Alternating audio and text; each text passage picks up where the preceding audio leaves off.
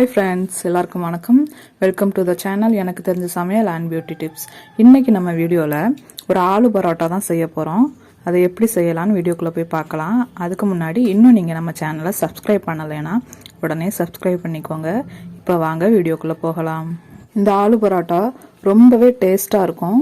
அதுவும் இல்லாமல் நல்லா சாஃப்டாக சாப்பிட்றதுக்கு வேறு லெவலில் இருக்கும்.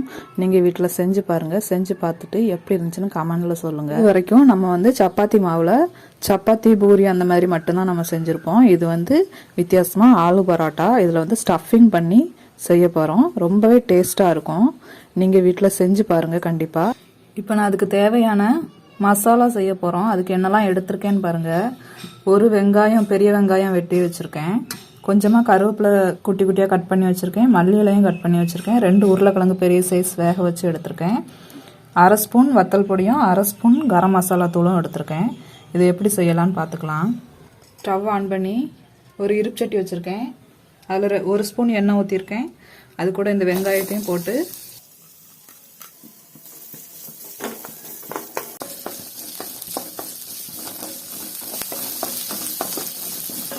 இப்போ நான் அந்த வெங்காயத்து கூட கொஞ்சமாக இஞ்சி பூண்டு பேஸ்ட் எடுத்திருக்கேன். இது தேவைன்னா உங்களுக்கு சேர்த்துக்கோங்க, தேவையில்லைன்னா வேண்டாம். அது கூடவே அந்த மல்லி இலையும் கருவேப்பிலையும் போட்டுடலாம். பொடியும் போட்டு அந்த பச்சை வாசனை போகிறதுக்காக தான் நான் இதை வதக்குறேன். உங்களுக்கு அப்படியே பச்சை வாசனையோடு இருந்தால் பிடிக்கும் அப்படின்னா நீங்கள் இதை வதக்காமலே கூட செய்யலாம். இப்போ அது கூடவே அந்த உருளைக்கிழங்கையும் நல்லா கையை வச்சு நல்லா பிசைஞ்சு விட்டுருங்க. துண்டு துண்டாக இருக்கக்கூடாது.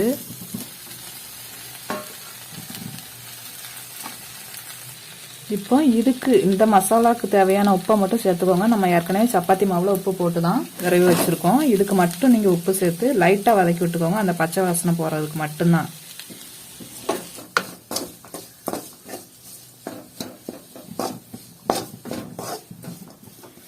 நான் இப்போ ஸ்டவ் ஆஃப் பண்ணிட்டேன். இதை நல்லா மிக்ஸ் பண்ணி எடுத்துக்கோங்க.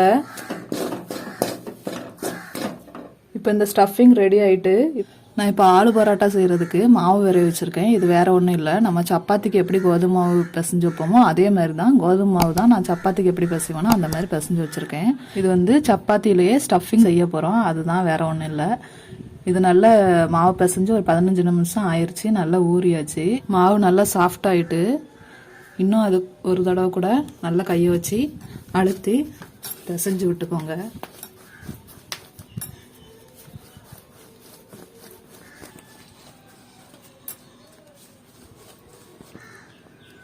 இப்போ கொஞ்சம் கொஞ்சமாக மாவு எடுத்து நம்ம சப்பாத்திக்கு தேய்க்கிற மாதிரி தேய்ச்சிக்கலாம்.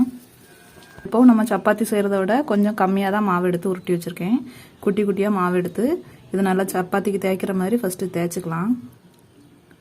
இந்த மாதிரி நல்லா நைஸாக தேய்ச்சிக்கோங்க. நைஸாக தேய்ச்சிட்டு அதில் கொஞ்சமாக நெய் ஊற்றி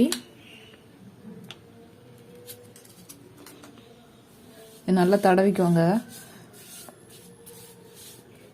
தடவிட்டு இந்த மாதிரி அந்த மசாலாவை எடுத்து இதுக்கு மேலே வச்சுக்கோங்க. அதுக்கு மேலே இன்னொரு சப்பாத்தியும் எடுத்து நல்லா கவர் பண்ணிவிட்டு நல்லா சாஃப்டாக தேய்ச்சிக்கோங்க.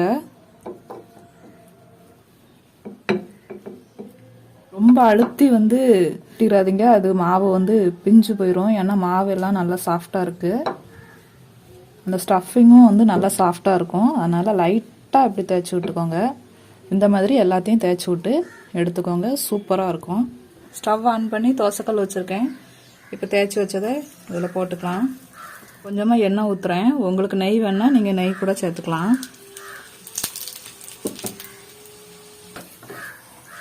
போட்டு இந்த மாதிரி பெரட்டி போட்டுக்கோங்க.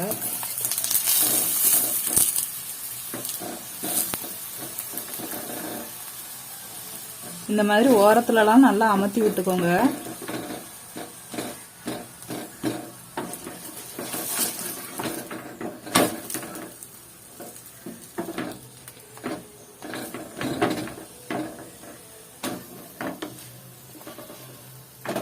இது 2 பக்கமும் நல்லா வெந்தாச்சு. இப்போ எடுத்து வச்சிடலாம்.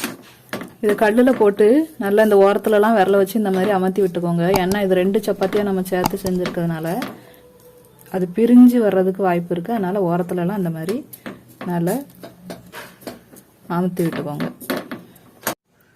பாருங்கள், ஆலு பரோட்டா ரெடி ஆயிடுச்சு. நீங்களும் இந்த மாதிரி வீட்டில் செஞ்சு பாருங்கள், சூப்பராக இருக்கும். நான் இப்போ இந்த ஆலு பரோட்டாவுக்கு வேறு எதுவுமே செய்யலை. இதுலேயே ஸ்டஃபிங் இருக்கிறதுனால வேறு எதுவுமே நாங்கள் செய்யலை. இதையே வச்சு சாப்பிட்டுக்கிடுவாங்க பசங்க. உங்களுக்கு ஏதாவது வீட்டில் செய்யணுன்னா குருமாவோ எதுனாலும் உங்களுக்கு என்ன தேவையோ அதை செஞ்சு சாப்பிட்டுக்கலாம். டொமேட்டோ கெச்சப் மட்டும் வைக்கிறதா இருந்தாலும் நல்லாயிருக்கும். இது ரொம்பவே சாஃப்டாகவும் இருக்கும். உள்ள ஸ்டஃபிங்லாம் இருக்கிறதுனால நல்லாயிருக்கும். பாருங்கள்,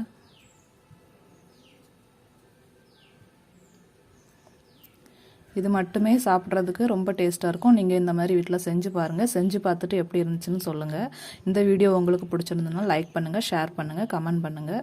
இன்னும் நீங்கள் நம்ம சேனலை சப்ஸ்கிரைப் பண்ணலைன்னா மறக்காமல் சப்ஸ்கிரைப் பண்ணிக்கோங்க. Okay, bye friends.